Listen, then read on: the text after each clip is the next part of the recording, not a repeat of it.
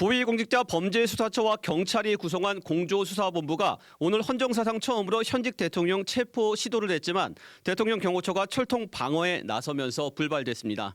12.3 내란 사태를 수사해온 공조보는 경호처의 여러 저지선을 뚫고 몸싸움까지 벌이며 관저 인근까지 접근했지만 군인까지 동원된 경호 인력 약 200명에게 막혀 결국 빈손으로 철수했습니다.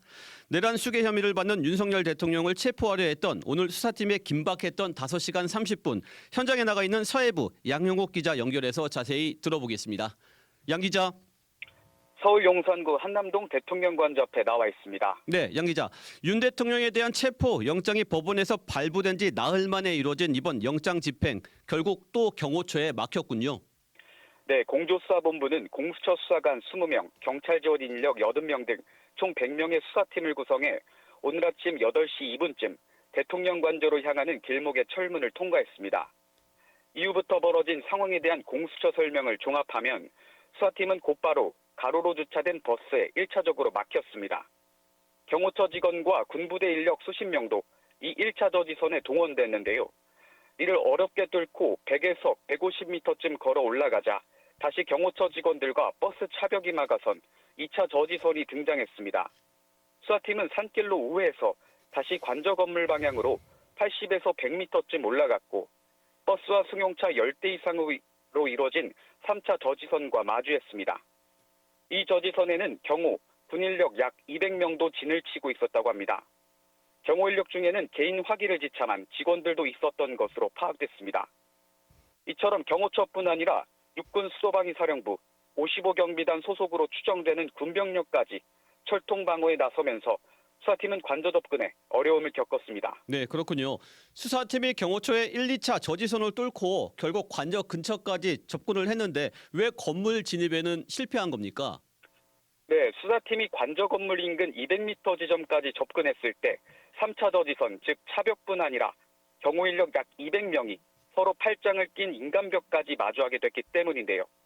결국 수사팀 가운데 공수처 검사 3명만 윤 대통령 변호인단을 만나 체포영장을 제시했고 윤 대통령 측은 원래 입장을 유지했다고 합니다.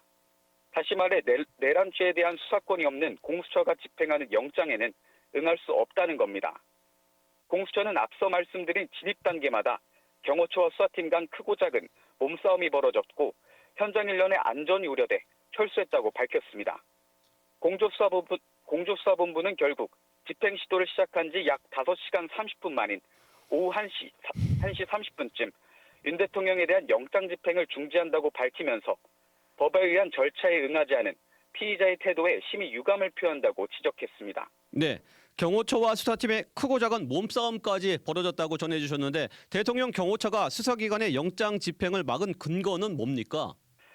네, 대통령 경호처는 대통령실 압수수색 영장 등 내란 수사 관련 압수수색을 이미 3차례나 거부했는데요. 당시 경호처는 군사상 공무상 비밀을 이유로 대통령실 등에 대한 영장 집행이 불가능하다는 입장을 반복했습니다. 하지만 서울서부지방법원에서 발부한 이번 체포 수색영장에는 형사소송법 110조와 111조 적용은 예외로 한다는 문구가 적시돼 경호처의 이런 방어 논리를 사실상 무력화했는데요. 그러자 대통령 경호처는 대통령 경호법을 윤 대통령 체포를 막기 위한 방어 논리로 내세웠습니다.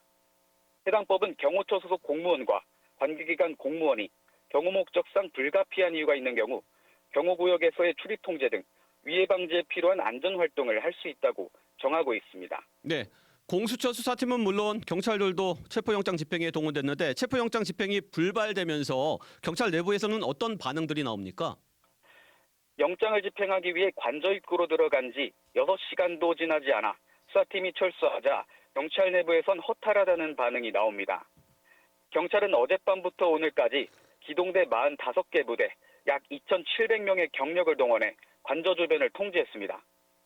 윤 대통령 지지자들이 어제부터 격한 시위를 벌이면서 공조본의 영장 집행을 방해하려는 모습을 보이자 경찰들이 상황 관리에 나서 사실상 수사팀의 진입로를 터준 셈인데요.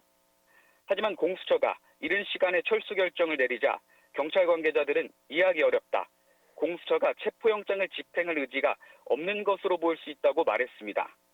아울러 경찰은 영장 집행을 막은 박종준 경호처장과 김성호 경호차장은 특수공무집행 방해 혐의로 입건해 내일 출석을 요구한 상황입니다. 네, 그렇군요. 양 기자, 윤 대통령 지지자들은 어젯밤에 이어 오늘 새벽에도 대통령 관저 앞으로 모여들었는데 수사팀 철수 이후 반응은 어땠습니까?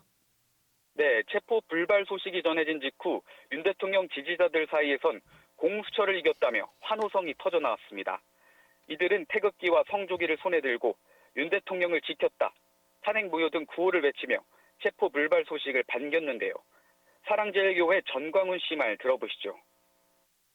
윤석열 대통령이 완전히 돌아올 때까지 우리는 국민 저항권을 계속 발동할 것입니다. 전 국민이 자숙하고 이런 기간에 이 공수처가 내란을 일으키면 돼요, 안 돼요? 다만 지지자들은 영장 집행 기한이 다음 주 월요일까지인 만큼 안심할 수 없다며 내일도 집회에 참여하겠다고 말했습니다. 네, 여기까지 듣겠습니다. 사회부 양형욱 기자였습니다.